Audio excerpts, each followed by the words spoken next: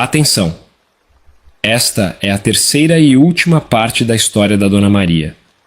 Se você ainda não assistiu a primeira e muito menos a segunda parte, pare agora mesmo. Não continue assistindo este vídeo, pois você vai ficar sem entender nada, completamente perdido, pois essa história continua exatamente de onde paramos na parte anterior.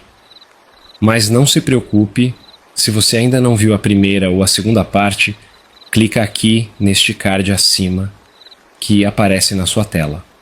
Ou pode encontrar logo abaixo no primeiro comentário fixado deste vídeo, assista lá e depois volte aqui para ver esta parte final. Uma dica importante, preste atenção na capa para ver se é a mesma foto, assim você não entra na história errada. Pois aqui no canal temos algumas histórias que dividimos em duas partes, mas se você se atentar à foto da capa, não tem erro. Não pule nenhum segundo deste vídeo. Cada palavra de Dona Maria é importante para entendermos o contexto de tudo o que aconteceu na vida dela. Deixa o seu like da confiança agora no começo, para não esquecer quando estiver envolvido na história. Agora, Dona Maria, estamos prontos para ouvir a senhora concluindo o seu relato. Ah, minha filha, paramos naquele momento crucial que mal acabo de chegar de viagem e já descubro que minha mãezinha está internada no hospital por causa daquele maldito do meu pai. Aquele momento ficou gravado na minha memória como se fosse ontem. Vou te contar direitinho como foi.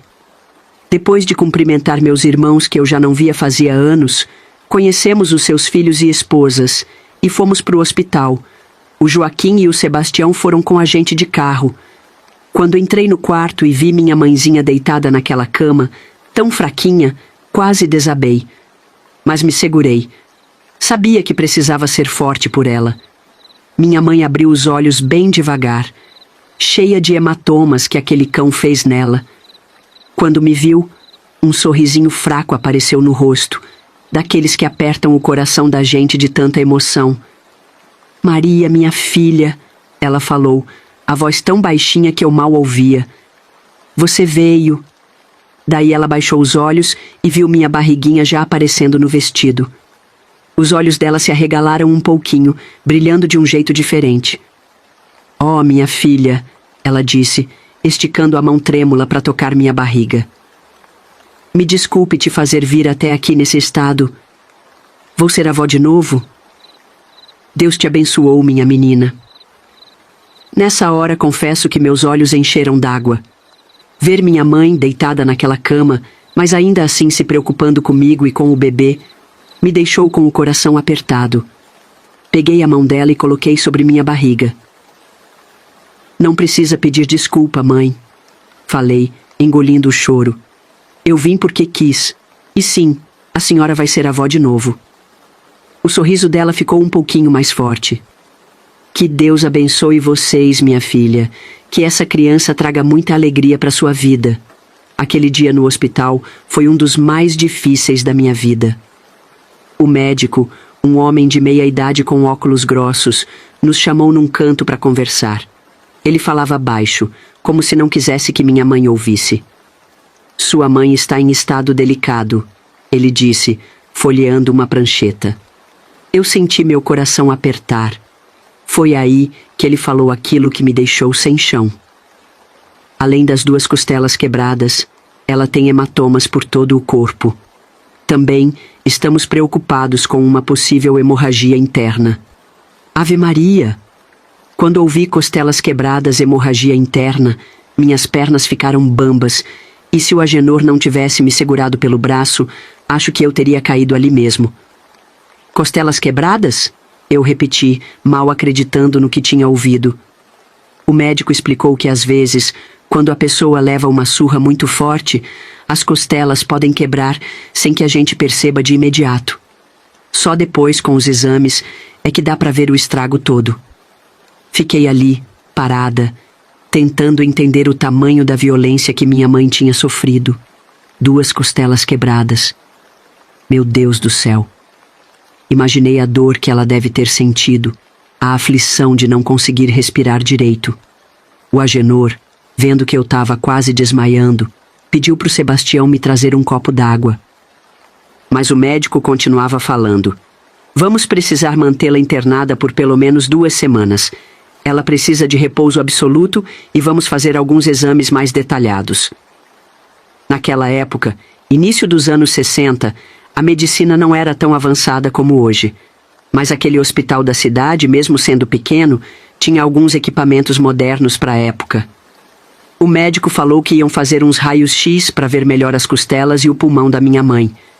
O Agenor não poupou esforços. Ele conversou com o médico e garantiu que minha mãe teria o melhor tratamento possível.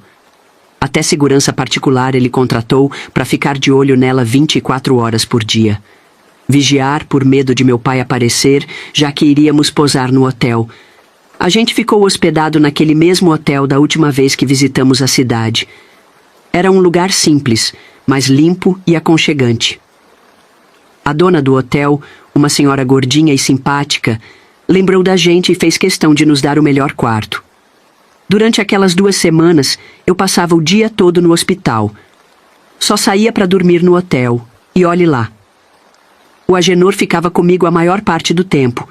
Só saía para resolver umas coisas da fazenda por telefone. Meus irmãos se revezavam, sempre tinha um deles lá também. A recuperação da minha mãe foi lenta, mas constante. Depois da primeira semana, ela já conseguia sentar na cama sem sentir tanta dor. Os hematomas foram sumindo aos poucos, deixando a pele amarelada. O médico vinha todo dia ver como ela estava. Numa dessas visitas, ele nos chamou de novo para conversar. Sua mãe está respondendo bem ao tratamento, ele disse, parecendo satisfeito.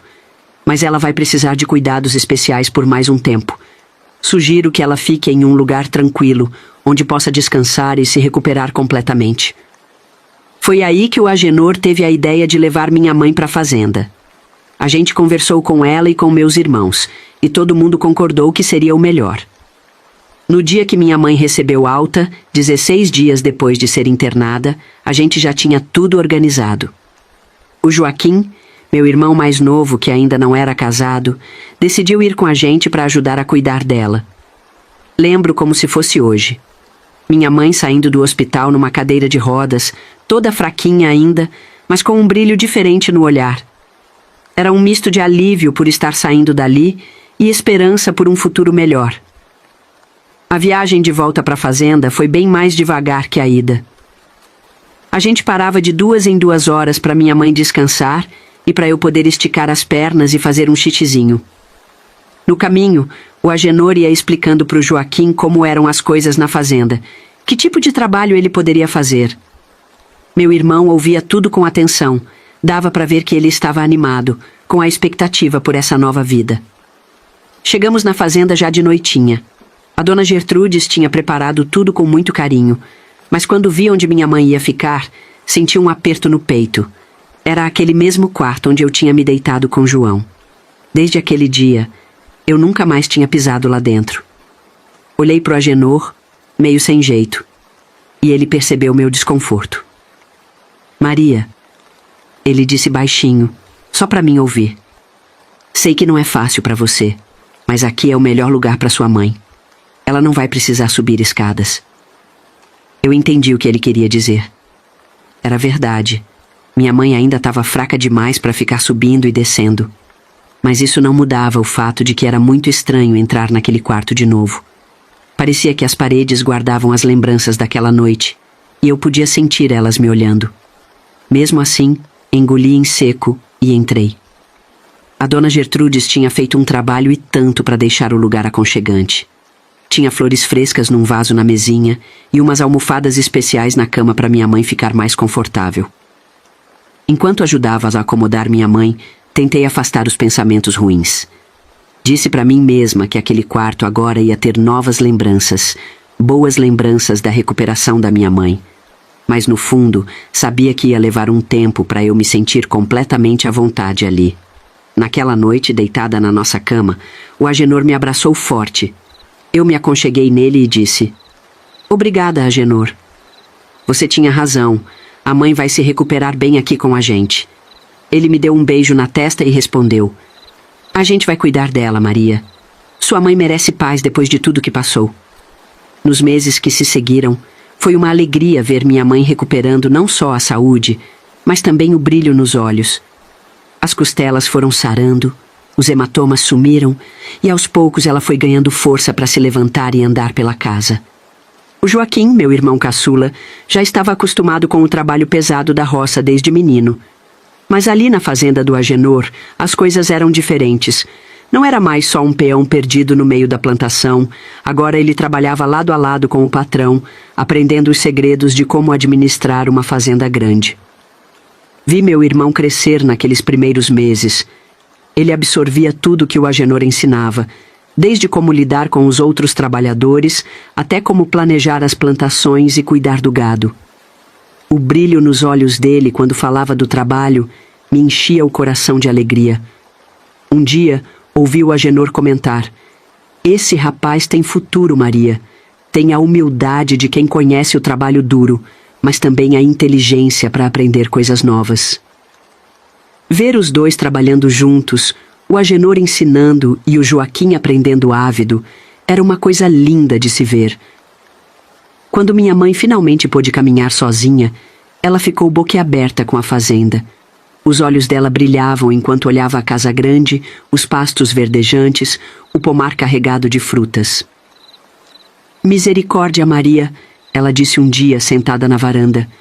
"Nunca vi nada parecido na minha vida. Pelo menos seu pai fez uma coisa que presta nessa vida, afinal. Te arranjou um bom marido, mesmo que tenha sido daquela maneira torta dele." Eu sorri, meio sem graça. A mãe tinha razão. A mãe e Dona Gertrudes viraram praticamente irmãs de criação. Desde o primeiro dia, elas se entenderam num instante. Minha mãe, mesmo machucada e fraca, adorava os elogios que Dona Gertrudes fazia de mim e do bebê que estava para nascer. E qual mãe não gosta de ouvir elogios sobre seus filhos, não é mesmo? Mas o que mais impressionava era o gênio dela. Mesmo no estado em que estava, minha mãe não conseguia ficar parada. Mal tinha se recuperado e já estava tentando ajudar nas pequenas tarefas da cozinha. Dona Gertrudes precisava ficar no seu pé para ela descansar. "Dona Teresa", ela dizia, meio séria, mais carinhosa, "a senhora ainda está se recuperando. Senta aí e me deixe trabalhar." Minha mãe sorria, meio envergonhada, mas obedecia. Mas não por muito tempo. Logo estava ajeitando um pano aqui, arrumando uma panela ali. Era da natureza dela não conseguir ficar parada, sempre precisando fazer algo para se sentir útil. Às vezes eu olhava para elas duas e ria. Uma querendo cuidar, a outra querendo ajudar. Era uma parceria e tanto que se formou ali, naquela cozinha grande da fazenda. Quanto a mim, bem, minha barriga só crescia. Já estava com uns 7 meses e o bebê não parava de se mexer. Com minha mãe por perto, me sentia mais segura para enfrentar o que viesse. Eu estava feliz demais. Mas, como na minha vida desde pequena, nem tudo eram flores. Logo vieram as complicações. Foi numa tarde de domingo. A gente estava todos na sala, conversando depois do almoço, quando o telefone tocou. Era o João, meu irmão. Minha mãe atendeu e eu vi na hora que tinha algo errado. O rosto dela ficou pálido. As mãos começaram a tremer. Tentei perguntar o que estava acontecendo, mas ela desconversou. Conhecendo minha mãe como eu conhecia, sabia que ela estava escondendo algo para não me preocupar.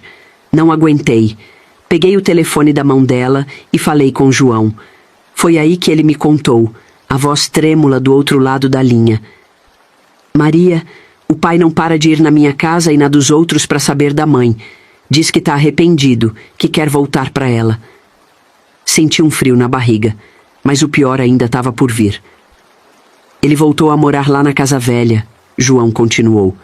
"E quando bebe, que é quase todo dia, vai na casa de cada um de nós ameaçar. Diz que se não contar onde a mãe tá, vai matar a gente e nossos filhos, um por um." Fiquei em choque. O telefone quase caiu da minha mão. O Agenor, vendo o meu estado, veio correndo, perguntando o que tinha acontecido. Contei tudo para ele e para o Joaquim. Minha mãe, coitada, começou a chorar baixinho no canto da sala. O medo que ela tinha superado nesses meses todos voltou com tudo. O Agenor ficou sério, pensativo. Depois de um tempo, ele falou: "A gente precisa fazer alguma coisa. Não podemos deixar esse homem aterrorizar a família toda." Passamos a tarde inteira discutindo o que fazer. O Joaquim queria ir lá enfrentar o pai, mas a gente conseguiu convencer ele que isso só ia piorar as coisas.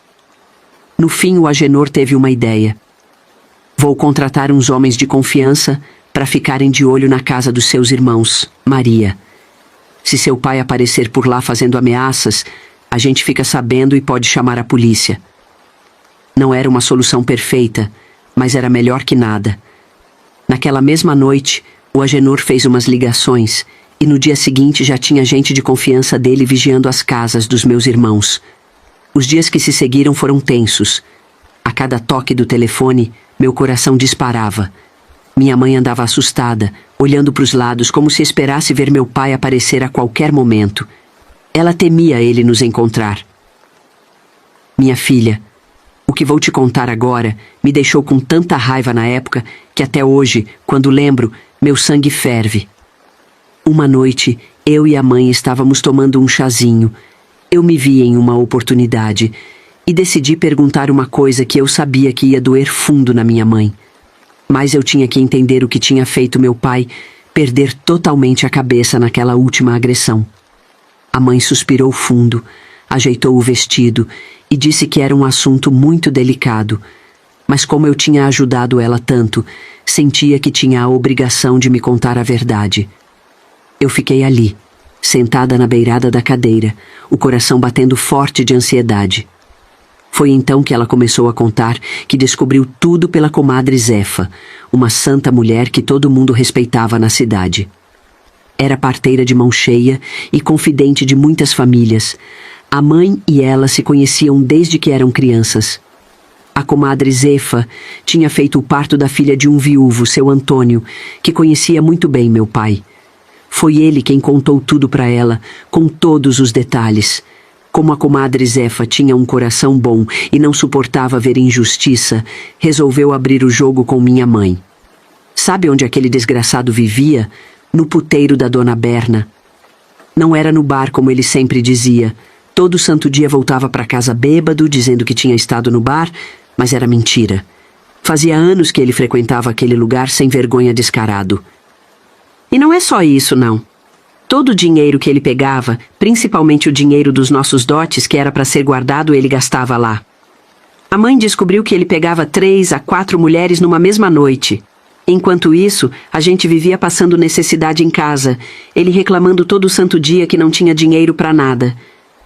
Quando a mãe soube disso tudo, ficou possessa da vida. Num dia, tomou coragem e foi até o puteiro pegar ele no flagra. Entrou decidida, procurando por todos os cantos. Quando encontrou, viu ele rindo alto, com uma perdida sentada pelada no colo dele. No momento que ele viu a mãe ali, a cara dele mudou na hora. Ficou vermelho que nem um pimentão, começou a gritar feito um louco, dizendo que ela tinha ido ali para trabalhar também. Mas a mãe, firme que só ela, respondeu que estava ali, porque sabia muito bem que era lá que ele vivia enfiado. Ele queria muito saber quem tinha contado tudo para ela. Mas a mãe não ia entregar a comadre Zefa de jeito nenhum. Preferiu apanhar calada a comprometer a amiga que tinha ajudado ela a descobrir a verdade. Foi por isso que ele deu aquela coça nela. Da raiva de ter sido pego, da vergonha de todo mundo saber a verdade sobre ele. Um homem que se dizia de respeito, mas gastava o dinheiro dos filhos com mulher da vida. A mãe me contou isso tudo com lágrimas nos olhos.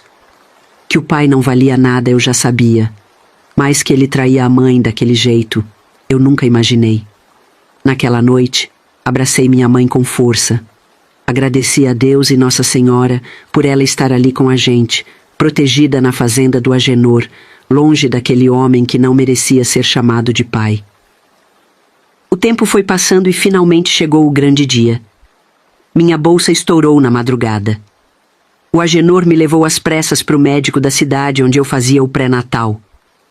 Foi uma emoção sem tamanho quando nossa filhinha nasceu. Apesar da dor que senti, que foi tremenda, Só que graças a Deus é só na hora mesmo. Decidimos chamar ela de Angelina, em homenagem à mãe de Angenor. Nos dias que se seguiram, vivi a maior emoção da minha vida. No resguardo, fui bem cuidada pela minha mãe e pela dona Gertrudes. As duas se revezavam, sempre atentas às minhas necessidades e às da pequena Angelina. A bebê era um amor. Mamava bem no peito e quase não chorava à noite. O Agenor estava radiante de alegria. Angelina era sua primeira filha e ele não cabia em si de tanto orgulho. Vivia mostrando a menina para todo mundo que aparecia na fazenda, contando os dedos dela, admirando cada avanço que ela fazia. Quando Angelina completou 2 meses, decidimos que era hora de batizá-la. O Agenor fez questão de organizar uma cerimônia linda na igreja da cidade. Convidamos toda a família e os amigos mais próximos. Na manhã do batizado, vesti Angelina com um vestidinho novo, branco todo rendado. Coloquei uma touquinha de renda na cabecinha dela, que já começava a mostrar uns fiozinhos de cabelo loiro. Ela parecia um anjinho de verdade. O Agenor estava uma pilha de nervos, todo arrumado no seu terno elegante. Ele não parava de arrumar a gravata e verificar se tudo estava perfeito. A dona Gertrudes tinha preparado um almoço de festa para depois da cerimônia. Os padrinhos que escolhemos eram o Joaquim, meu irmão, e a dona Gertrudes. Achamos justo, já que ela tinha sido quase uma segunda mãe para mim desde que cheguei na fazenda. Durante a cerimônia, Angelina ficou quietinha, olhando curiosa para tudo ao redor. Quando o padre derramou a água benta na cabecinha dela, ela nem chorou, só fez uma carinha de surpresa que deixou todo mundo sorrindo. O momento mais emocionante foi quando o Agenor segurou Angelina nos braços para apresentar ela à congregação.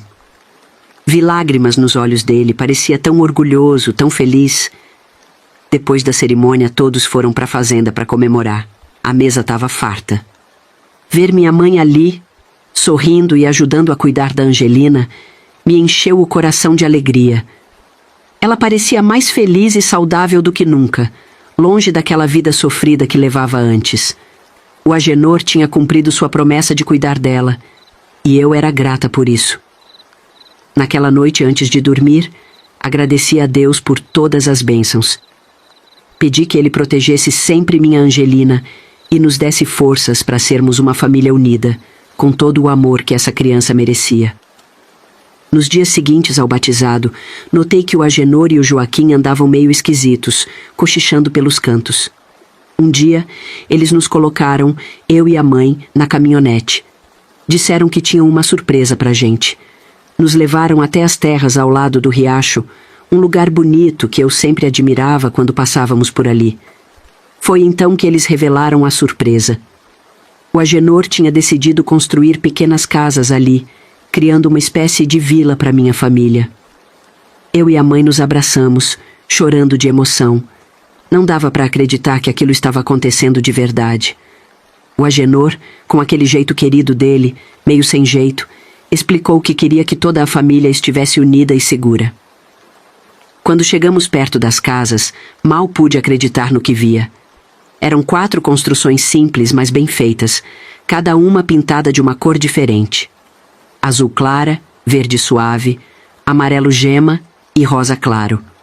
Joaquim, todo empolgado, nos levou para dentro. O piso era de madeira.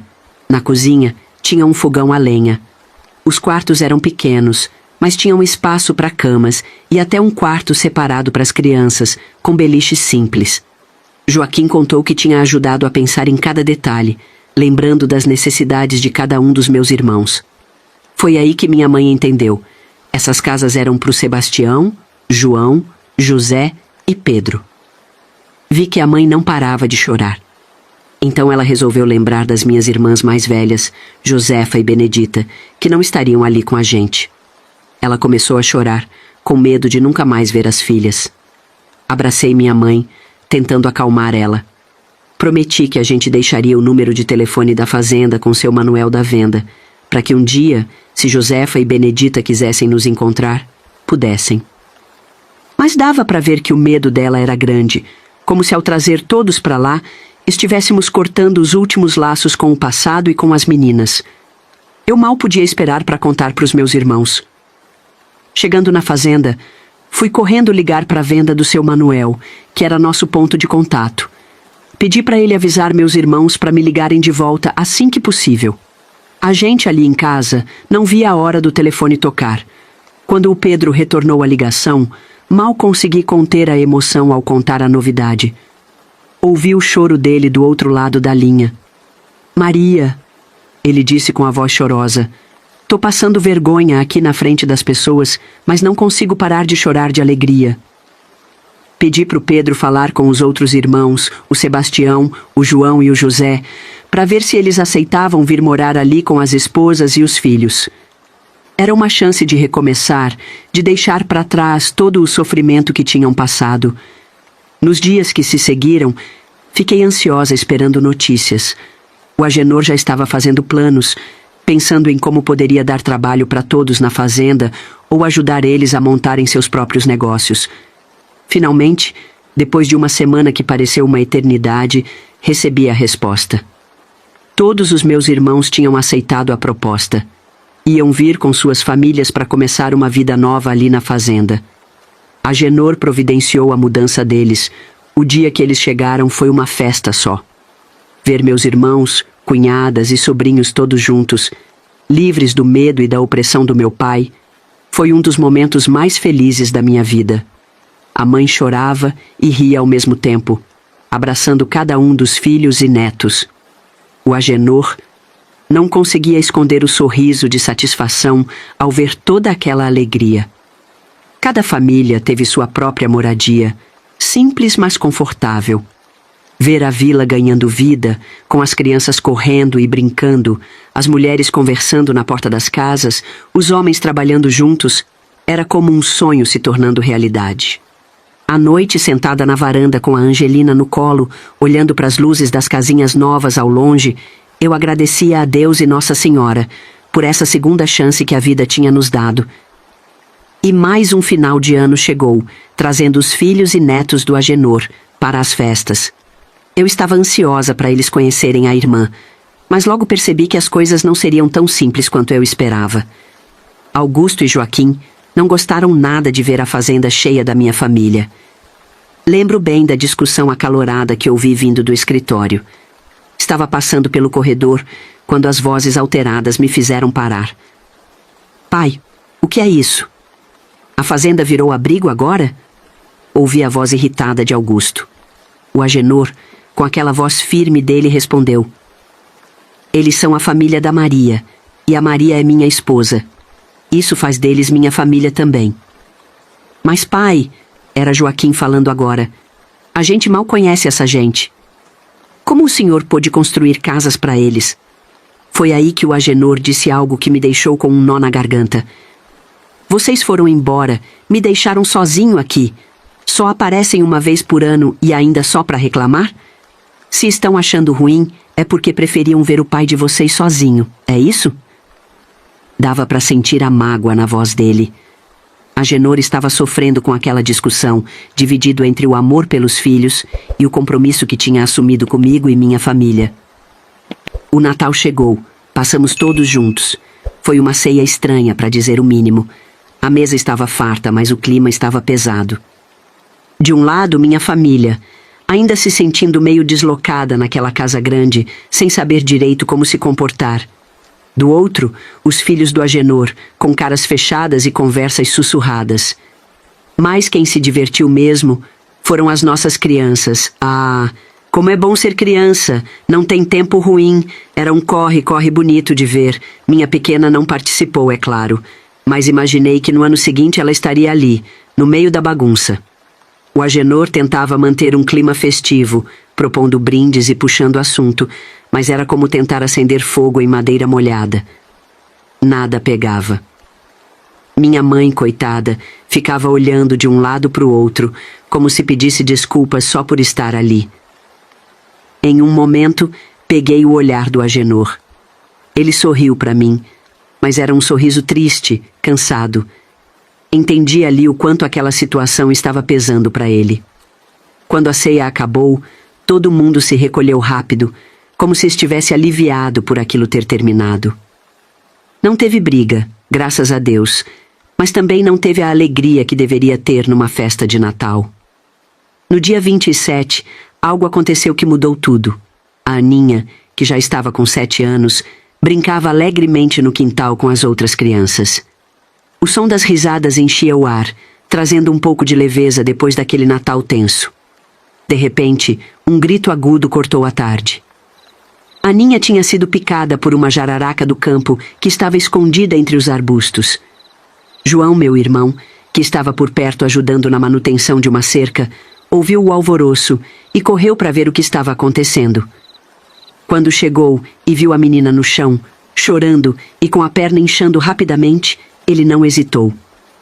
Sem pedir permissão a ninguém, João se ajoelhou ao lado de Aninha. Com uma coragem impressionante, ele começou imediatamente a sugar o veneno do ferimento com a própria boca, cuspindo de lado. Continuou fazendo isso por vários minutos, determinado a tirar o máximo possível do veneno. "Alguém prepare o carro!" ele gritou entre uma sucção e outra. "Temos que levar ela para o hospital o mais rápido possível."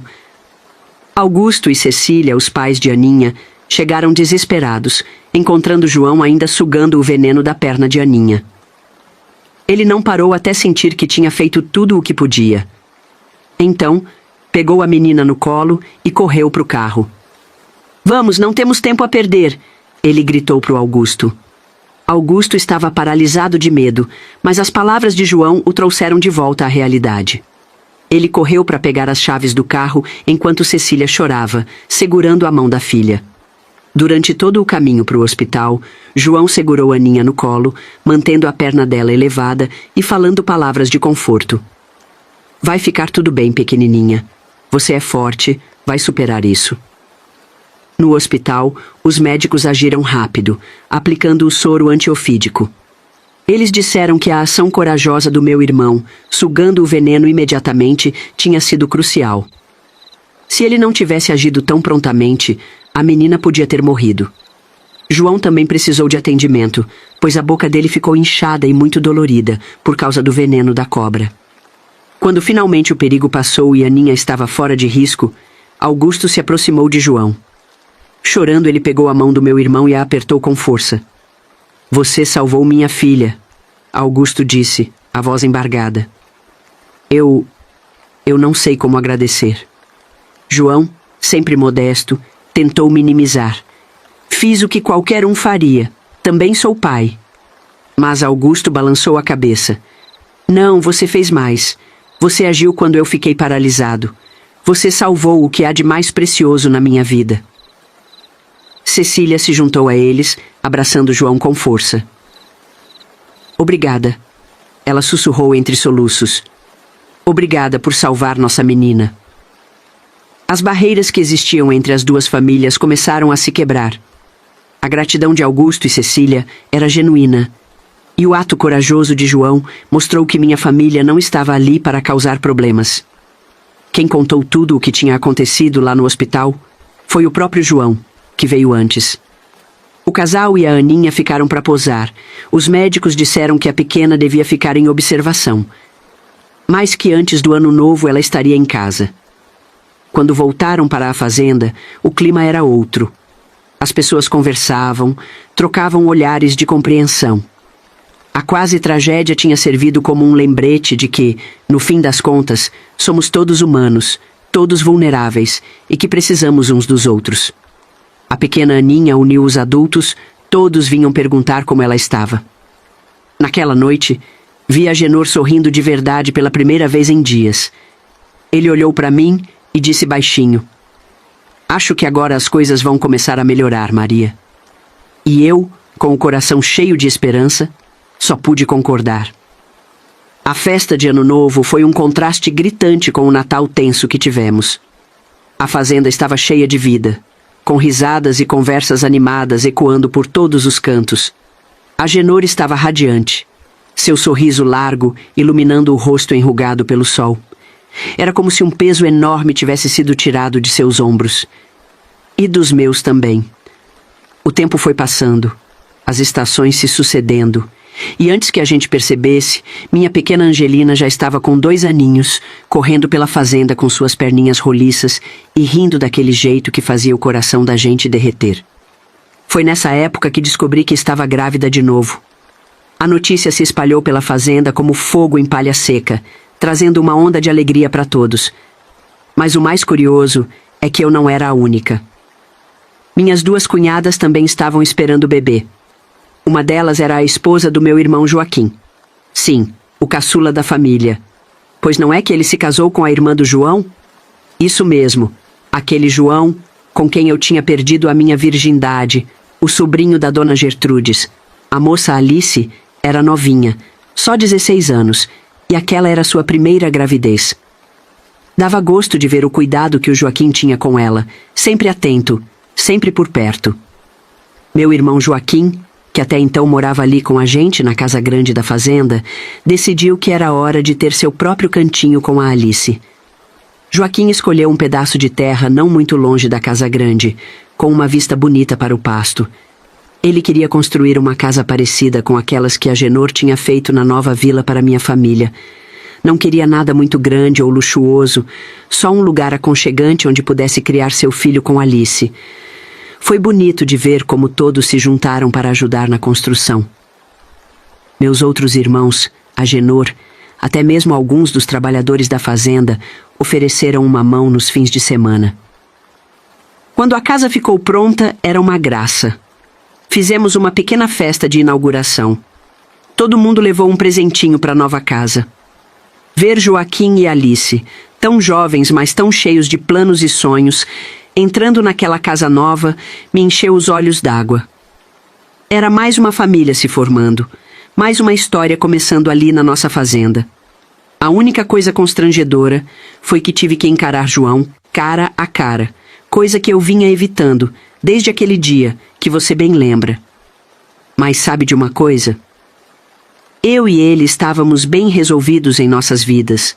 Não foi tudo aquilo que eu pensava que seria. João já estava casado com a amada dele e já eram pais de 2 meninos levados. Lembro de como ele me olhava de longe, com um misto de alívio e gratidão nos olhos. Certamente estava feliz por eu não ter engravidado dele naquela época confusa das nossas vidas. Graças a Deus, eu percebi ali, naquele momento, que eu tinha superado essa situação na minha vida. A fazenda estava se transformando num verdadeiro formigueiro de gente. Onde antes só se ouvia o mugido do gado e o canto dos pássaros, agora era uma sinfonia de vozes, risos de crianças, choro de bebê. Agenor, que antes vivia sozinho naquela imensidão, agora parecia rejuvenescer a cada dia. Ele adorava ser cercado por toda aquela agitação, aquela vida pulsando ao seu redor. Às vezes, eu o pegava sentado na varanda, olhando para toda aquela movimentação com um sorriso sereno no rosto. As gravidezes simultâneas viraram o assunto principal da fazenda. Todo mundo dando palpite, apostando se seriam meninos ou meninas, sugerindo nomes. As mais velhas vinham com suas simpatias e conselhos, alguns bem esquisitos, para ser sincera. Tem que comer tudo que tem vontade, senão o bebê nasce com uma mancha com o formato do que você sentiu o desejo, dizia Dona Zulmira, a parteira mais velha da região. Ela até contou que uma vez atendeu um parto onde o bebê tinha nascido com uma manchinha marrom no formato de um morango no pescocinho, porque a mãe tinha ficado com vontade de comer morango e não comeu. Nada disso, rebatia Dona Josefa, balançando a cabeça. O segredo é tomar chá de folha de goiabeira para a criança nascer forte. Meus 7 filhos, todos assim, e olha que saúde tem. Ah, teve de tudo, viu? Desde não passar embaixo de escada para a criança não nascer com o cordão enrolado no pescoço, até não cortar o cabelo para não encurtar a inteligência do bebê. Mas o mais engraçado foi quando Dona Gertrudes disse que não podia olhar para a lua cheia, senão o bebê nasceria com cara de lua. Passei um mês inteiro desviando o olhar do céu toda vez que saía de noite. Olha, é cada bobeira que a gente acredita por medo. Se for dar ouvidos para tudo, a gente acaba ficando louca. E você, minha querida, que já é mamãe, Tinha pessoas para dar palpites esquisitos na sua gravidez? Nos conte. Adoraria saber. A verdade é que nesta minha segunda gravidez eu estava plena, adorando cada momento. Diferente da primeira, quando vivi tantos momentos de medo e incerteza, agora eu podia curtir cada mudança no meu corpo, cada mexidinha do bebê, com tranquilidade e alegria. Os filhos do Agenor, que antes só apareciam nas festas de fim de ano, começaram a visitar a fazenda com mais frequência. Vinham no Dia dos Pais, passavam temporadas no meio do ano, nas férias escolares das crianças deles. Não perdiam por nada as festas de São João que minha família organizava em julho. O Agenor até brincava, dizendo com aquele jeito maroto dele: "Esses meninos não vêm pelo pai, não. Vêm é pela bagunça." Numa dessas visitas aconteceu algo que mudou tudo nas nossas vidas, especialmente na vida da minha mãe. A Helena, esposa do Joaquim, filho do Agenor, trouxe o pai dela, seu Tadeu, que era viúvo. Disseram que ele estava quase entrando numa depressão. Fazia 3 anos que a mãe da Helena tinha falecido e o homem não saía para lugar nenhum. Foi preciso muita insistência para ele aceitar esse passeio na fazenda. Quando chegaram, fomos receber eles. Vi o momento exato em que minha mãe e seu Tadeu se olharam pela primeira vez. Foi como se o tempo tivesse parado por um instante. Aquele primeiro olhar dizia muita coisa, mais do que qualquer palavra poderia expressar. Nos dias que se seguiram, era bonito de ver como os dois se conectaram. Conversavam por horas a fio, sobre tudo e sobre nada. Minha mãe parecia ter rejuvenescido uns 20 anos. Seus olhos brilhavam de um jeito que eu nunca tinha visto antes. Ela ria com gosto das histórias que seu Tadeu contava, e ele parecia fascinado com cada palavra que ela dizia. Eu estava feliz demais vendo minha mãe assim. Depois de tudo que ela tinha passado, de todo o sofrimento que aquele monstro que chamávamos de pai tinha causado, era como se ela finalmente estivesse descobrindo que a vida podia ser leve, que podia ser boa. Quando chegou a hora deles irem embora, percebi que minha mãe ficou tristinha. Ela tentava disfarçar, mas eu conhecia bem demais aquele olhar. Mesmo assim, ela nunca mencionava nada além de uma amizade com seu Tadeu. Falava dele com carinho, mas sempre mantendo uma certa distância, como se tivesse medo de admitir que poderia ser algo mais. Foi aí que eu e meus irmãos resolvemos tomar uma atitude. Numa tarde, depois do almoço, sentamos com ela na varanda. Começamos a conversar sobre coisas triviais, até que eu criei coragem e toquei no assunto. "Mãe", eu disse, "a senhora tá feliz, não tá?" Ela deu um sorriso meio sem graça. "Claro que tô, minha filha. Tenho vocês, tenho meus netos, tenho uma vida boa aqui." Meu irmão mais velho, o Sebastião, sempre mais direto, foi logo ao ponto. "A gente tá falando do seu Tadeu, mãe. A senhora gosta dele, não é?" Vi o rosto dela corar como o de uma mocinha. Ela baixou os olhos, começou a mexer nervosamente no avental. "Que é isso? Seu Tadeu é só um amigo." Foi então que decidimos que era hora de convencer ela a se dar uma oportunidade. Expliquei para ela que ela merecia conhecer o amor de verdade, o amor entre um homem e uma mulher. Que ela nunca tinha tido essa chance, vivendo todos aqueles anos com aquele homem que só sabia machucar. "Mãe", eu disse, segurando a mão dela, "a senhora passou a vida inteira cuidando da gente, se sacrificando. Agora é hora de pensar um pouco na senhora também." Meus irmãos concordaram. Um deles até brincou. "E olha que o seu Tadeu é um homem de respeito, viu? Já investigamos tudo."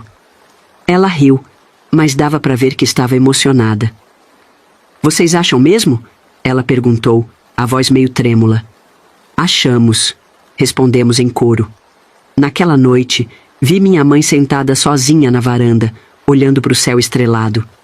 Me aproximei devagar e sentei do lado dela. "No que a senhora está pensando?" perguntei. Ela ficou um tempo em silêncio, depois disse baixinho: "Tô pensando que talvez não seja tarde demais para mim, né, Maria?" Abracei ela forte, sentindo meus olhos se encherem de lágrimas. Nunca é tarde demais para ser feliz, mãe. Nos dias que se seguiram, notei que minha mãe estava diferente. Mais animada, mais cuidadosa com a aparência. Até pediu para eu ajudar ela a escolher uns vestidos novos na próxima ida à cidade. Quando seu Tadeu voltou para visitar, trazido mais uma vez pela filha e o genro, o reencontro foi lindo de se ver. Os dois, já sem tanto medo de demonstrar o que sentiam, se abraçaram com carinho. Vi minha mãe corar quando seu Tadeu elogiou o vestido novo dela. A fazenda toda parecia mais alegre com aquele romance florescendo.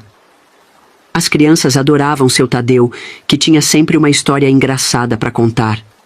Agenor, vendo a felicidade da minha mãe, fez questão de convidar seu Tadeu para ficar mais tempo.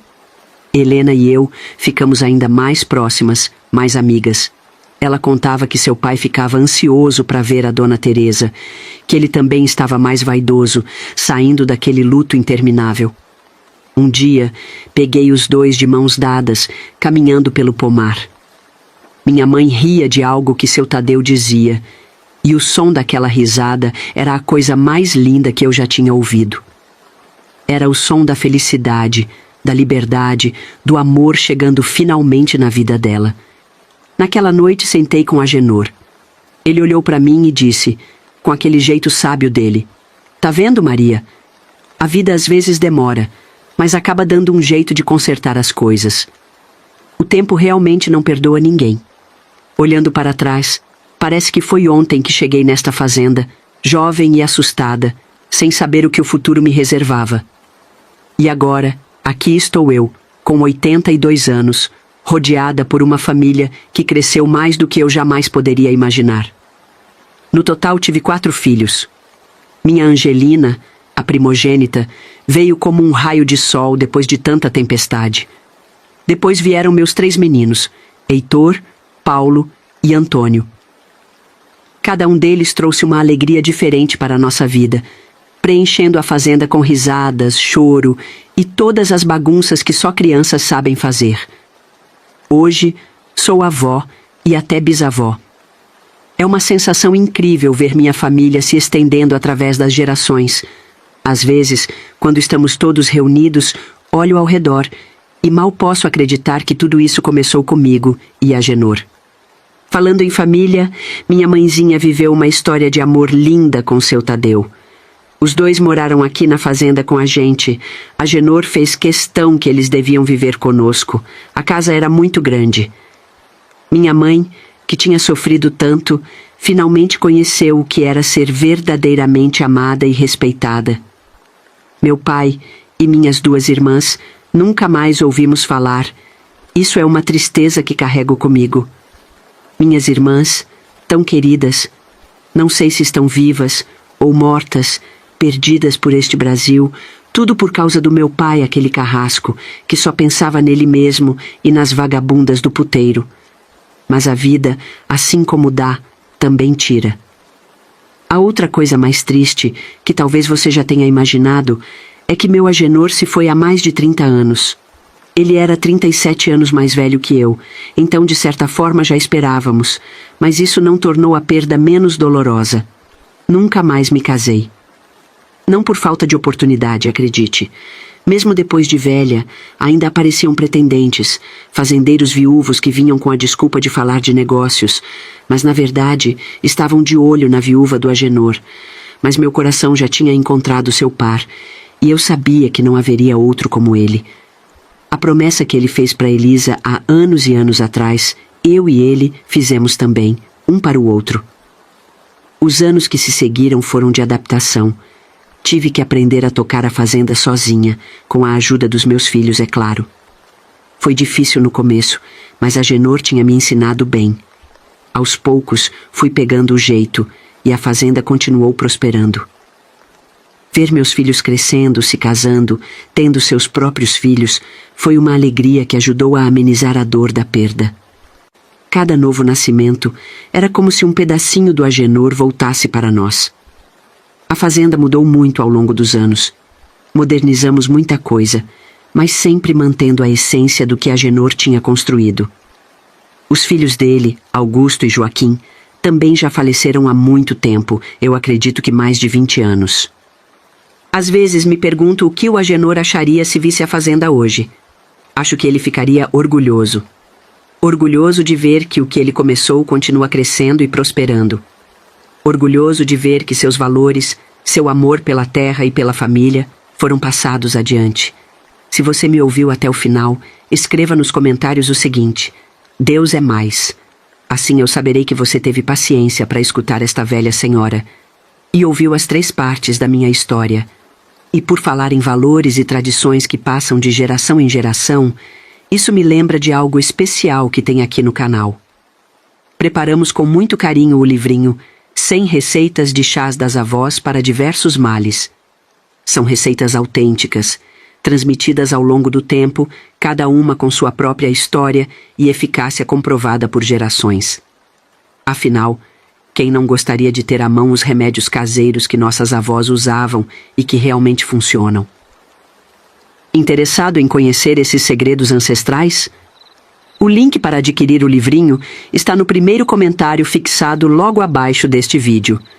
Com um preço bem acessível, quando você compra, está nos apoiando a continuar com nosso trabalho. Não perca a chance de ter em mãos esse tesouro de conhecimento, repleto de receitas que podem ajudar você e sua família em diversas situações. Que Deus te abençoe grandemente.